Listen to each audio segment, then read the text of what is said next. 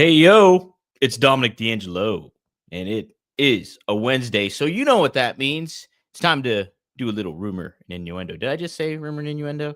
But either way, I'm by myself today, and Robert is out on assignment, and it's an important assignment, too.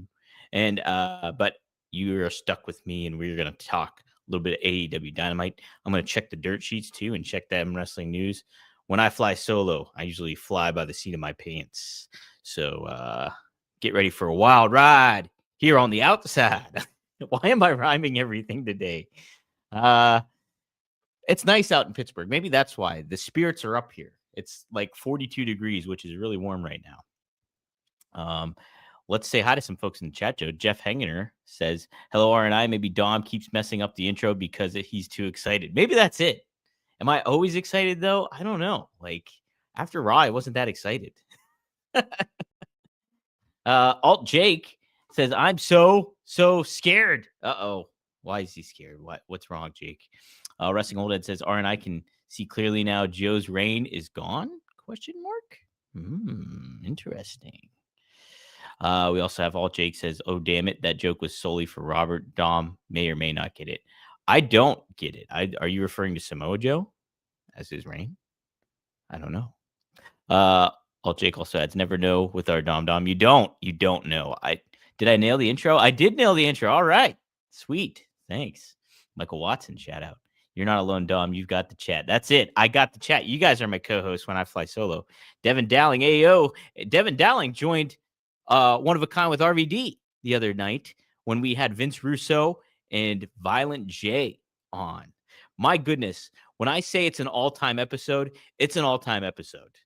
Go to rvdtv.com after you're done watching this, of course, and like, share, subscribe. That's our channel. And check out that full episode. There's already a clip up of Vince Russo talking about how he would have booked the John Cena final match. And let me say, Russo's idea was amazing. It would have been the best way to book John Cena's ending. No doubt about it. Especially if you wanted him to win, go out on a win. You couldn't book a better ending than what Russo pitched. I thought it was great. And yes, and that's, Russo's such a polarizing individual. Obviously, he gets a lot of buzz and everything, and but he knew that's a great call. And let me talk about Russo just for a second. Like, there is that kind of pushback, and obviously he's deliberate in his opinions. He really goes after, WWE, and is very critical of WWE and critical of all wrestling right now. And, he also has some really wild takes some once in a while. But at the same time, too, he's somebody that is respected in the business amongst some people. Like, you look at some of the people that he's worked with over the years and things like that, and maybe like he's polarized himself from some aspects of the business, but like somebody like a Kevin Nash really respects Russo.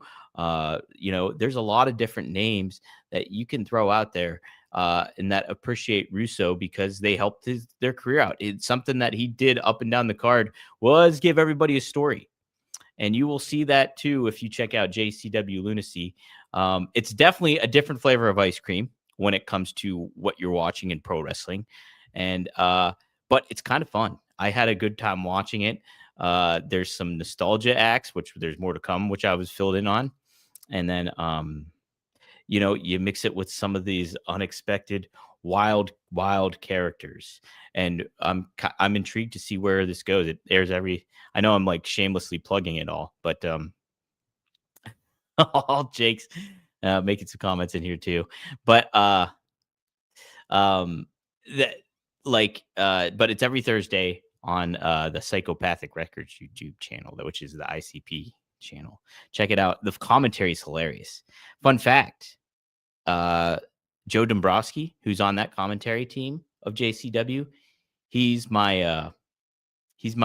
I'm the color commentator. He's the play-by-play guy for IWC. So like me and him work together.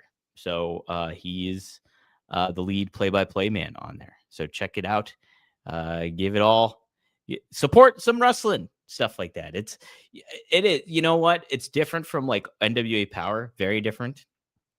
But it's kind of that other option that you have right now that you can kind of go with this. Alt Jake says he's very anti-Russo. Everybody, sure, that's people have their opinions and everything. It's a fair business. The thing I kind of like have gotten to, and this is a Conrad Thompson thing too.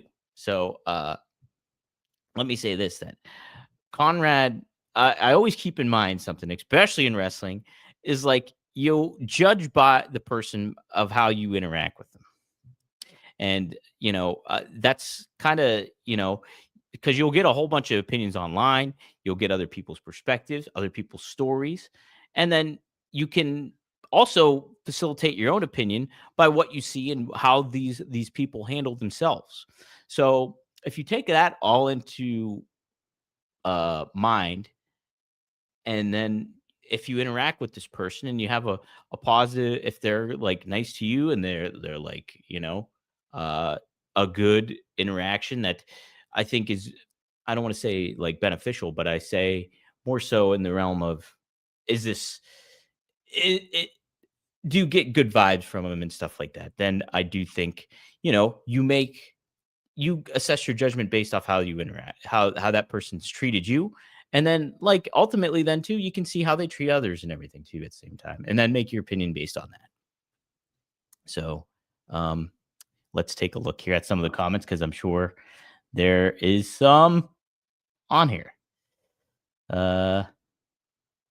That's like the best summonation of John's. Okay, here we go. Wrestling Old Head. People were always complaining about three things: Cena not turning heel, Cena always winning, Cena always burying young talent. He does all three, and people still complain. What a great perspective, Wrestling Old Head.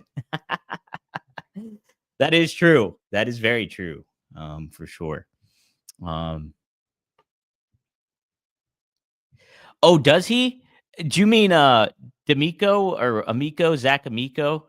The color guy gets mad heat online, especially for the Marky D fan base. I don't know who Marky D is in the Marky D fan. I don't know who that is, but like he does. It's funny because they swear big time on JCW, like not for kids. Let's just say that. And so he'll throw out some zingers. He's a comedian, I believe, Amico, because I think he went to Skankfest. I saw pictures of him at Skankfest with friend of the show. Like, well, I know friend of the show, Scott Chaplin, was at Skankfest. They weren't, in a picture together, but they were on. I just saw Miko on the what's the big thing? With the Dave Smith, they do the roast kind of thing almost. Is it the Kill Tony thing? Is that what it is? Was he on Kill Tony? But either way, like he throws some funny zingers out there during commentary. So like I do appreciate. And it's like I said, it's a very different flavor of ice cream. Bro, there are clowns and they drink Faygo. We have a case of Faygo on a pole, bro. Listen, you want to talk about on a pole match? They had an on a pole match this past week on JCW. It was Kerry Morton, okay? And Kerry Morton is amazing in JCW. Oh my God. So Kerry Morton versus James Storm for a coal miner's glove on a pole match. It's fun stuff. I'm telling you, check it out. And like that's what they say. That's what Vince and both Violent J said on RVD show was give it 2 episodes. If you don't like it, then just move on. But like just give it 2 episodes and see how you feel about it. So Devin says, I don't want to spoil it, so I won't leave it up. Check it out, guys. Check it out. All right. There's my shameless plugs. RVDTV.com, JCW Lunacy. Check out that interview. Blah blah blah. All that stuff. Let's talk a little bit of something that I'm sure we are all excited about. All excited. 3 hours? Are you excited for 3 hours? I am indeed. I'm so excited, and I just can't hide it. I'm so excited, and I just can't hide it. I'm so excited, and I just can't hide it. All right, we did it three times for 3 hours. 3 hours tonight, everyone. Are you ready for more wrestling? Look, I had zero clue that this was going on in AEW. I had zero clue that they had 3 hours and it was AEW Holiday Bash. Completely did hit me out of the middle of nowhere. Let me say that Holiday Bash will always be in my mind as a pro wrestling uh, person in the pro wrestling world from a working standpoint, because it provided a very pivotal moment for me. And in not a good way. And it has nothing to do with AEW in itself, but AEW Holiday Bash, that term shifted my mindset on something very big. That's all I'm going to say, because that's kind of it. Maybe you can piece some of it together if you look at my where I've worked in the past, but it completely pivoted. I don't think anybody's going to be able to put that together, but let's just say Holiday Bash, that term, really changed my thought process on certain things. And nothing to do with AEW. Let me just add that again. I think a hard pass on the third hour is for that's what everybody feels. Oh, Jake, it's just like, oh, this is the collision aspect of it all. Well, it's not that important, and that's a shame. That's a shame, because it just shows how much the momentum has kind of slowed down with AEW. But you know what? Let's pull up the card here. And my goodness, is it a card indeed? There's a lot on tap for tonight for All Elite Wrestling. Man, they did like the huge graphic. Maybe I can just put the graphic up. Hold on. If you guys bear with me here, I will do the due diligence like I probably should have before the show. To put the graphic up so everybody can enjoy this 3-hour card that we have upcoming. All right. Making the process here. Present or invite an image file. Boom. Look at this. Let's try this out here and see how this visual appears. Adding to the stage. Boom. Look at this. All right. Can we do another? Let's see if I can make this different presentable. Boom. That doesn't do anything. All right. We'll just go with what we had, which was this. And then add to the stage.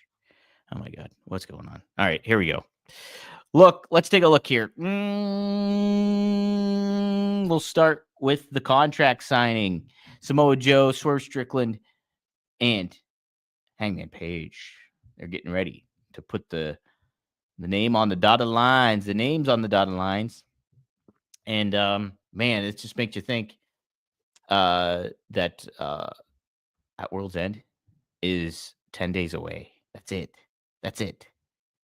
And so now we're doing a contract signing. This match is coming into fruition. This is like the forgotten pay-per-view for AEW.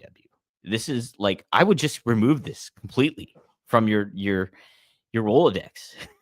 Like, just get it out, because you're in such a chaotic time for people. Like, it's Christmas, 2 days after Christmas.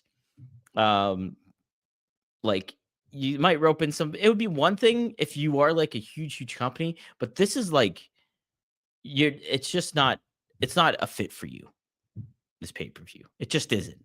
It just seems like, oh my God, we got to do something for at World's End. Let's piece this and this together, and this kind of what that feels like. We've seen Hangman and Swerve. Obviously, they have a historic rivalry in AEW. And then, yes, we've seen Joe go up against Hangman several times on an occasion. So this three-way just seems like it's thrown together. I don't know what they're necessarily going to do with it all. But here, we'll answer this important question real quick, though. Devin Dowling does ask, random question, off topic, but crunchy or smooth peanut butter? I'm a smooth peanut butter guy. I do use crunchy when I make smoothies, though, because I like the texture. How's that sound? We also have the Dynamite Diamond Battle Royal. So does this mean we're getting a return of MJF tonight? Because he's been the only one to win this thing, right? Am I wrong on that? If they do make it, I hope there is some sort of surprise in it. Because like, you want to make it feel special. And if that surprises MJF returning and then winning again, I'm fine with that. But why don't you make it a return of someone? Or, I don't know, somebody notable shows up. AEW just needs a kick in the behind here, like to get some things going. Because again, this Continental Classic, I like it's fun. Like they've had some memorable matches, but you're just giving them away. And I don't think it's necessarily doing a whole lot to resonate in the world of wrestling either at the same time. Again, though, kind of a different flavor for people. Like you're getting this kind of stuff where you won't get this on WWE and stuff like that, but it just feels ultimately lesser than, because what is the point of this Continental Classic tournament in the grand scheme of it all?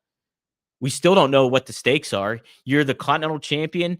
Does that also make you the Unified Champion, or you just they have not explained that whatsoever.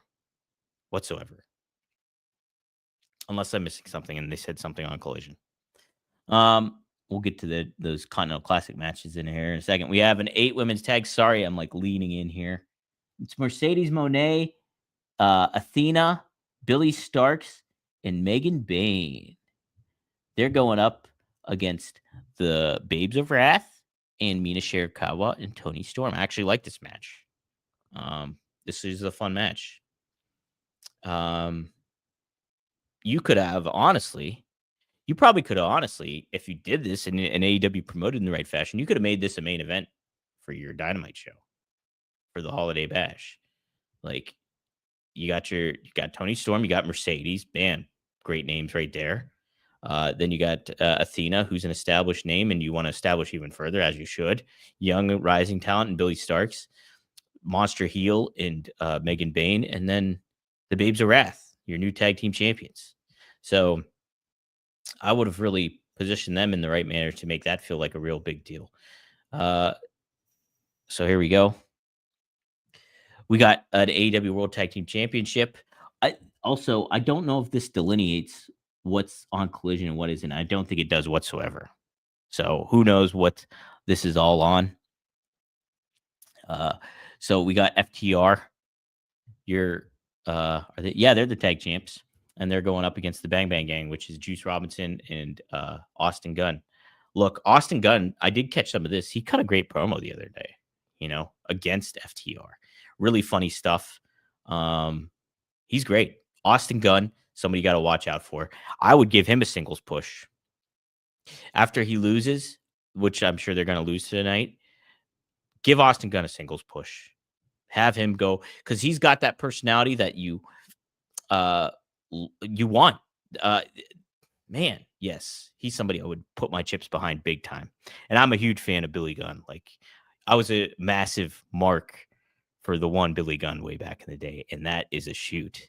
I loved the one Billy Gunn. Like, the music, look at all I've got. I loved the music. I loved everything about the one Billy Gunn.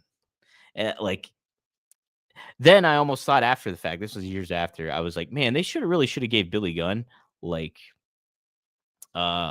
almost like a superstar Billy Graham vibe, or like an ambiguous kind of Gold Dust almost vibe to him, where like he was androgynous is what I'm looking for, not ambiguous.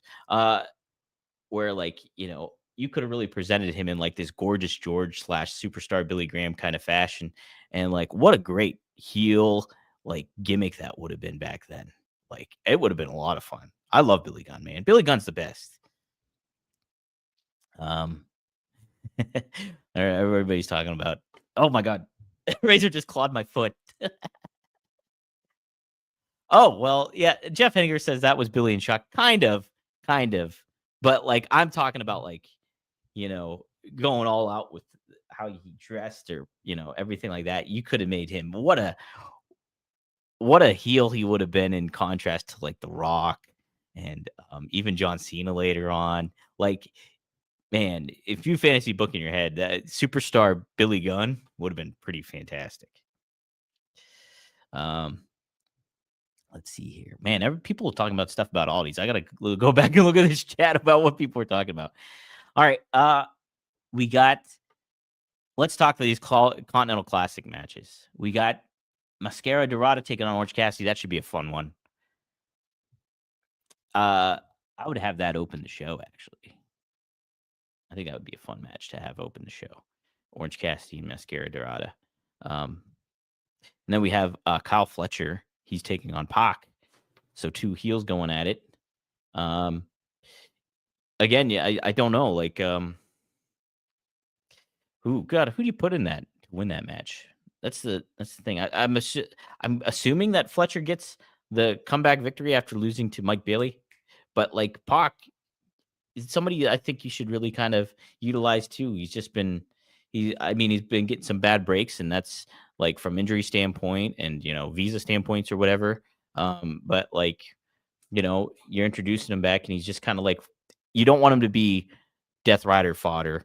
You want to be a much above that. So like this is kind of a situation that you run into when you do these continental round robin tournaments. Sure you have some fun stuff going on, but where do you go from this? I hope there's some storyline developments going into play, more with Death Rider stuff and everything, where it's just like, are these guys breaking up finally? Can we get something going here? Like, please make something happen. Please, for the love of God. Speaking of, we have John Moxley going up against Roderick Strong. I would just have John Moxley continue to lose. And just make something out of this.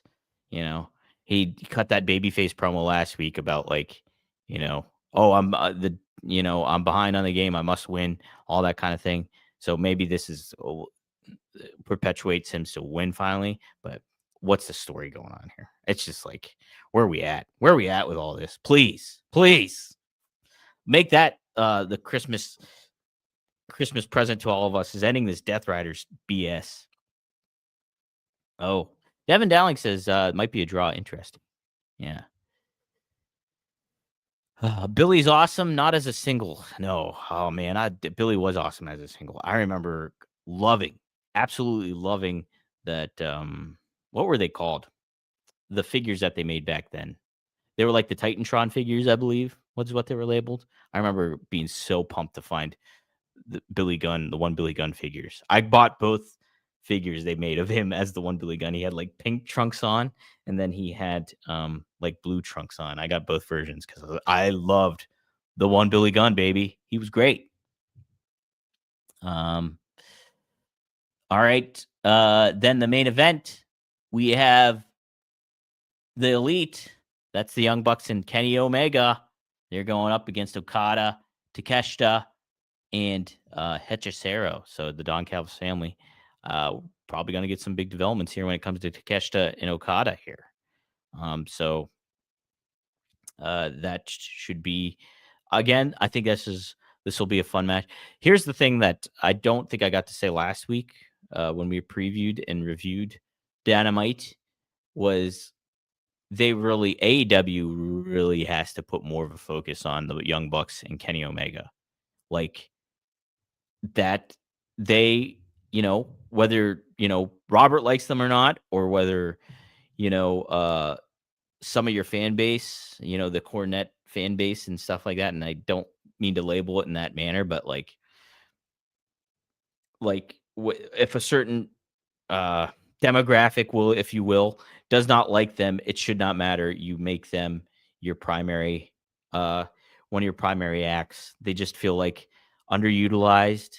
Like, man, maybe that's by their own volition. Like, but look, there's some of your top stars, and you have to really position them in that right manner because it's just sure, and the graphics an indicator, like they're at the top of the graphic, so yeah, they are. But it's just like they just seem like an afterthought. It's just like, it's you want that to feel like a major storyline because these were your major stars when your company first launched. And now they're just part of the show, just like everybody is. Yeah. Devin puts it right here. They are the E in AEW. You know what? That's kind of funny because if you remove the E, it's just all wrestling. And that's what AEW has really turned into, for better or for worse. So like you just gotta embrace and make them be in main event storylines. Wrestling Old Head says, I'm with Dom, sadly. LOL. I liked Billy Gunn. He sells good and is a natural douchebag. He just got saddled with goofy gimmicks, so he never got the credibility, but he's a funny guy, so I can see why. Yeah, I just think there have been so much you could have done with Billy Gunn back in the day. Like big time, big time. Look at this. See, Sebastian says it too here. Let's see. And yeah, speaking of Eddie Kingston, there's no sign of Eddie Kingston. I understand he just lost, but it's just like flavor of the week. Then he loses, or then she loses, whoever it may be. And now we move on. But Sebastian says, I didn't even bother watching last week because I didn't care about Joe and Kingston. That's a shame because, like, Kingston is great and Joe is great. Why not cultivate some of this stuff? I understand that Eddie cut some great promos on Collision, but again, it's Collision. It's Collision. It just shows the lack of where your priorities should be in AEW. And I understand that Tony Khan is the main booker, and this is the kind of wrestling he likes. So that's what's going to happen on there. We saw that with Vince McMahon. You saw the kind of wrestling he liked, and it was not for everybody. And Tony Khan is not, sadly, not booking for a wider audience. Again, WWE, I think, continues to make some big missteps. When I think I talked about this last night, and Robert and I talked about it yesterday on the show because I did a live thing on Studio One Sports. By the way, go to Studio One Sports, type that in on your YouTube, and subscribe to that channel. That's my new channel. But I did a live 20-minute thing where I talked about Gunther's promo and how it just was not a good follow-up for what happened on at Saturday Night's Main Event for Cena retiring. It just did not. So it's just like WWE does some good creative things, I think. From a grand scheme of it all, like I think WWE's a better product, more of a product for me and for a wider audience, I think, of what I like about pro wrestling than what AEW is currently presenting.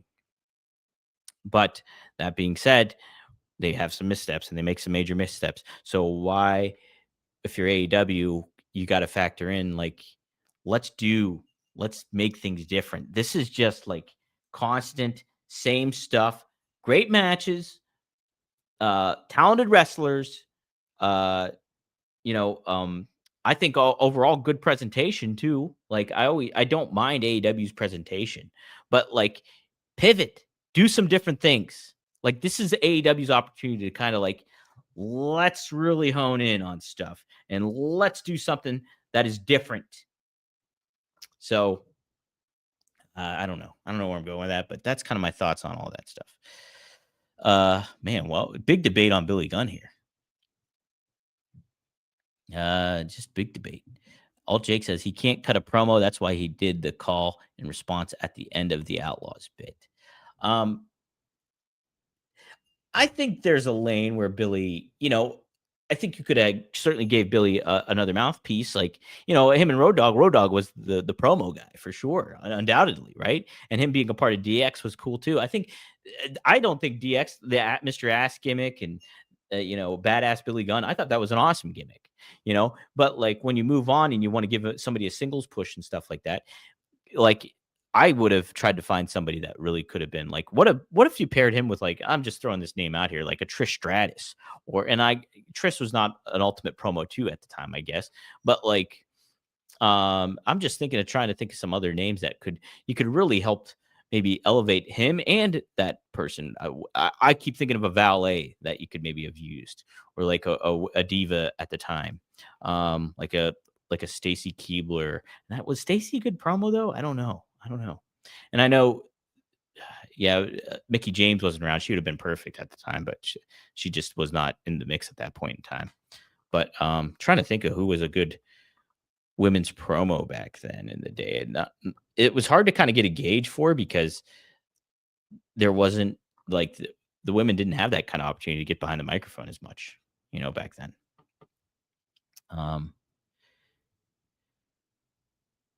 Trish was around though for the one Billy Gunn. Ivory, I did think about Ivory. She wouldn't be bad, and she was good promo, like when she had the opportunities to talk. trying to think who else. Geez, if anybody has a good name from a women's talent, and hey, I'll throw this pitch out here too. It doesn't have to be anybody. If it was somebody in WCW, like at the time, that you could have moved over and gave, like that would have been pretty nice. Luna Vachon, somebody says. Wrestling Old Ed suggested that one. Your point still stands that Billy can't cut a promo. Maybe, yeah, but I don't know. I think there could have been some more work with it. I think there, to an extent, there might have been something where it's just like, hey, you have The Rock, you have Austin, you have all these guys that can talk. I'm sure there wasn't a lot of like development when it comes to people on their mic work. It was a sink or swim kind of every man for themselves, maybe environment that goes on there. Linda, I don't know about Linda. Ooh, you want to talk about who can't cut a promo? Linda McMahon. Who? Yeah, she was not great. Stephanie. What about Stephanie? Stephanie and Billy Gunn. Hey, see, like Wrestling Holiday just said that too. Billy with Stephanie McMahon. That would have been great. Yeah, they would have been really awesome. Could you imagine if you turn Triple H baby face and then you have this this flamboyant superstar Billy Gunn going. But I can't believe I'm fantasy booking. I've seriously thought about this angle for a long time. Like, what they could have done with Billy Gunn in WWE, and now we're booking it right on the show right now. But yeah, that would have been great stuff. I would have been A for that, all for that. That's exactly it. He could have. Wrestling Old Ed said Billy would have had to turn into a rack man. Yes. A Melons man. Mr. Melons, Billy Gunn. Mr. Melons. Oh, man. That sounds like a side character that they could have, like, if I'm trying to think of somebody. If Harvey Whippleman was around, he would have been called Mr. Melons and followed them, Steph and Billy around. Oh, my gosh. Booking this in the Attitude Era would have been something. Jeez. Let's check the dirt sheets real quick before I close this out. We'll go to SEScoops.com, which we're live on their X account. Check out SEScoops.com. I'll give them a plug. They updated their website. It looks really nice. See if there's anything intriguing here that I want to talk about.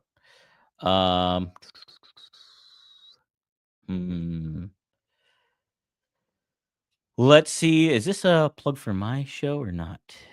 Reading about what RVD had to say. I know Rob was just on TMZ, so I'm seeing if that was oh no, this is probably dang it. Oh, Rob said, what did he said?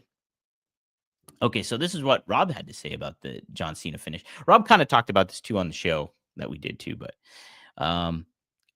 Rob said he expected it, I guess. I was just kind of bummed it was over and so final at that moment. There's no going back. They rang the bell. The match is over. It's just like, it's coming, but it didn't make that moment any more enjoyable or whatever. I just was kind of disappointed because I would have liked it to go another 20 minutes. I was having fun. Otherwise, I kind of expected it to happen. So, yeah, Rob, having that wrestling mind, kind of knows how all that thing works and like doing the favor for somebody else and everything. But listen, that final 10 or 15 minutes, however long that sleeper hold session was fascinating, captivating pro wrestling. I just think John Cena should have broke out of it and then got the win. I just don't think the return on investment of having Cena lose is going to be a good return on investment. I just don't. And I think the Gunther promo and what they did after the fact was an early indication of that. And like Sebastian says, I liked that Cena tapped. An argument can absolutely be made, in that realm. I just think it should have been done differently. It wasn't like, if you're the live crowd there, you don't really get a good look at it. And then on top of it too, though, I don't know. The artistic standpoint, I completely get. And I think from like John Cena as a wrestling artist, if you will, and doing what I completely appreciate the creativeness of that. and maybe what the symbolism and the metaphorical figurative standpoint of all would have been great, is great, but in the grand scheme of it being good business, I don't necessarily think it was the right move to make.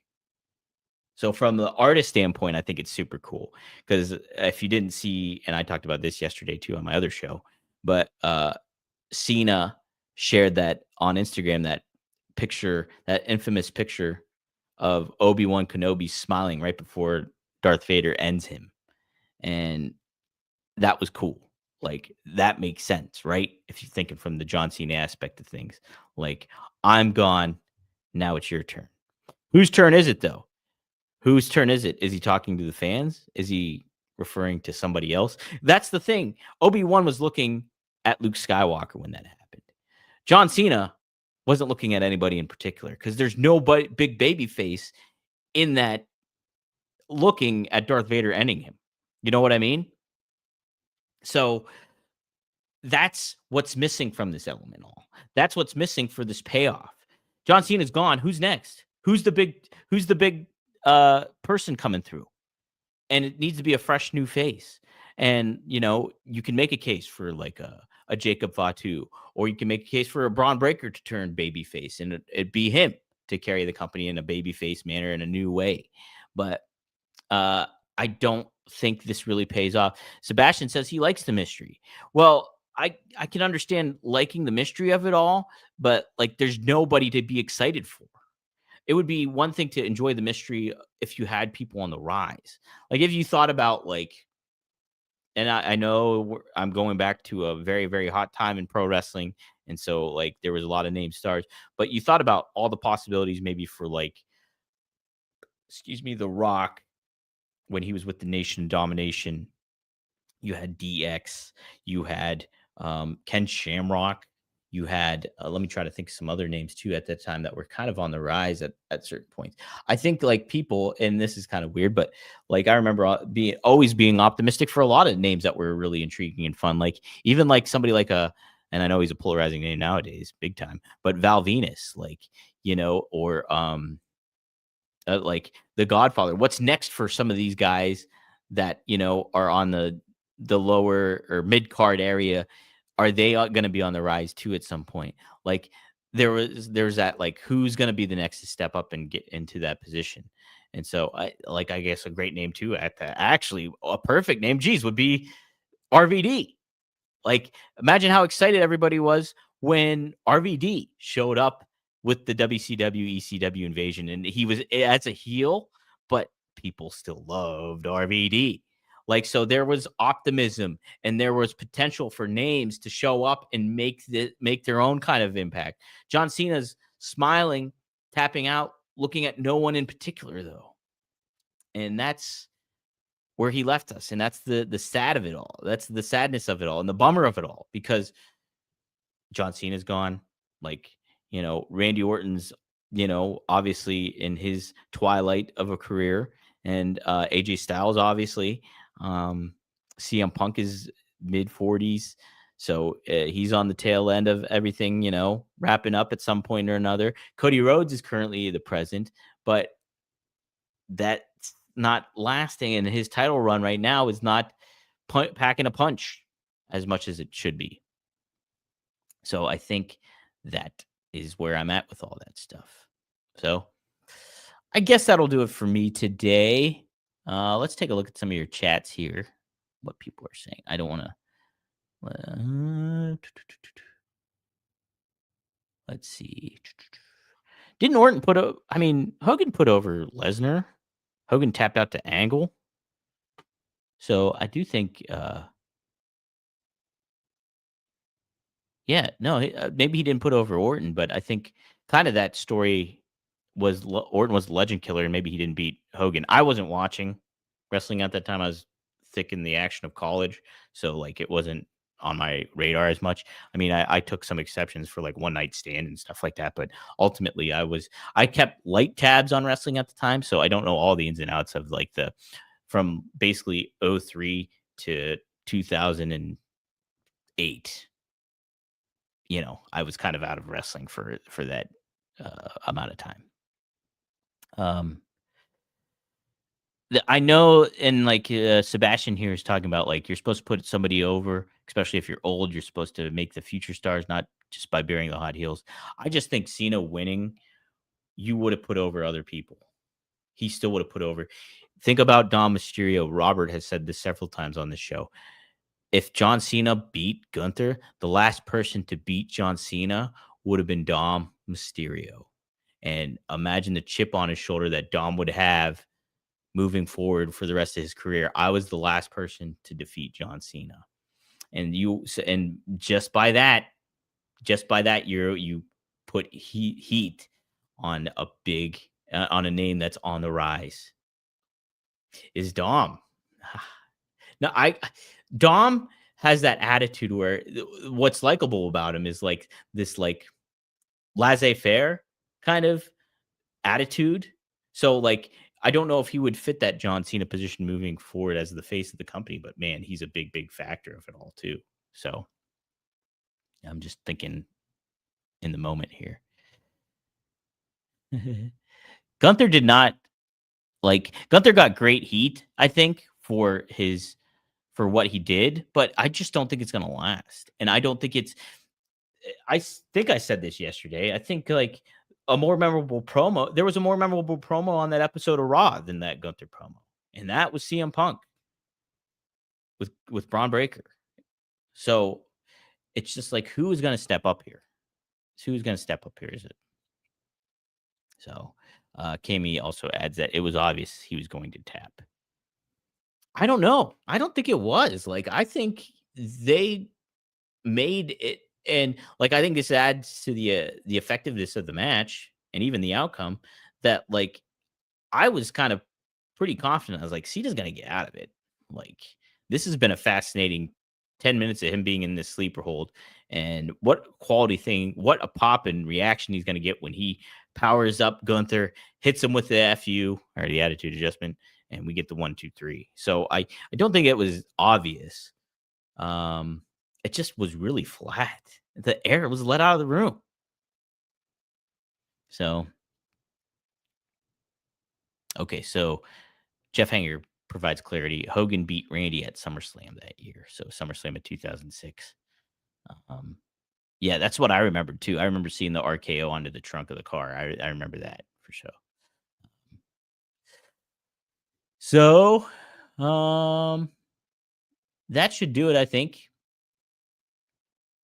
Let's see. Gunther about to retire. Oh, Gunther about to retire, everybody. Sorry, I'm just looking at comments. All right. I went 45 minutes. That's pretty good, right? Jeez. Maybe it's too much. Somebody was trashing me on my other show that I did. I did the live reaction or a live show late yesterday talking about the Gunther promo. And some guy, Hong Kong Huey, like Hong Kong Fooey, like the cartoon. I was like reading in time. I didn't like read ahead of the comments, but like he was just trashing me. He's like, nobody wants to tune into this. I'm like, thanks. Yeah. Well, I was like, he's like, what are you doing? And I'm like, what do you think I'm doing? I'm doing a show. If you guys want to see that, go to Studio One Sports on YouTube. Check it out. And support that channel. Like it. And subscribe to it. And help it out. Help it out. Because I'm trying to build some stuff with that. We're going to have some fun live content on there for sure, too. Not just involving me, but other people as well. And there'll be interviews. There's an interview with Vince Russo actually up on there, and not the RVD one. I interviewed Vince Russo one-on-one before we went with RVD. So check it out. And yes, I got some more stuff planned. But this is always fun.